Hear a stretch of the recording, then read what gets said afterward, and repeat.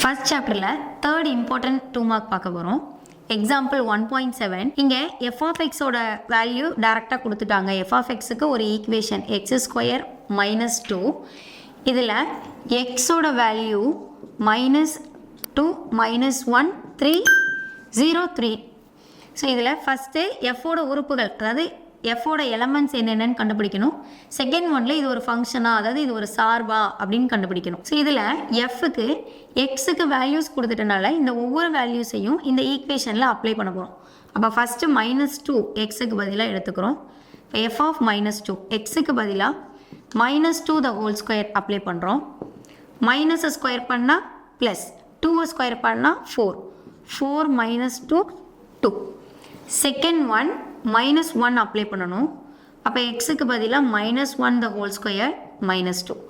மைனஸை ஸ்கொயர் பண்ணால் plus, 1 square பண்ணால் 1 -2. இப்போ ஆன்சர் இஸ் -1. 2ல் 1 சப்ராக்ட் பண்ணால் 1, பெரிய நம்பரோட சைன் எடுத்துக்கிறோம்.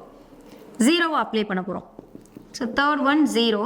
So 0 square -2. So answer is -2. Last one f of 3. 3 square -2. 3 square பண்ணால் 9 -2. Answer is 7.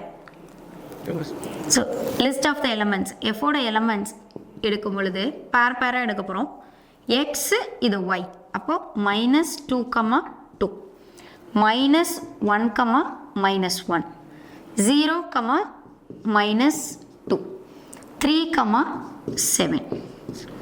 ஸோ இதெல்லாம் எஃபோட எலமெண்ட்ஸ்.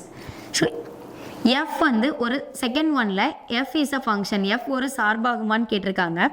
ஸோ இதில் டொமைன் அண்ட் கோடொமைன் எடுத்துக்க போகிறோம். -2 -1 0 3. ஸோ இந்த பக்கம் 2 -1 -2 7. ஸோ ஒவ்வொரு ஃபங்க்ஷனுக்கும் ஒவ்வொரு டொமைனுக்கும் ஒவ்வொரு கோடொமைன் இருக்குது.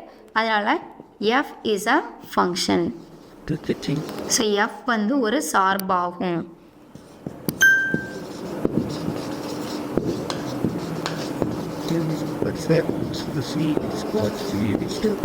ஸோ எஃப் என்பது ஒரு சார்பாகும் அப்படி எழுதினா போதும்.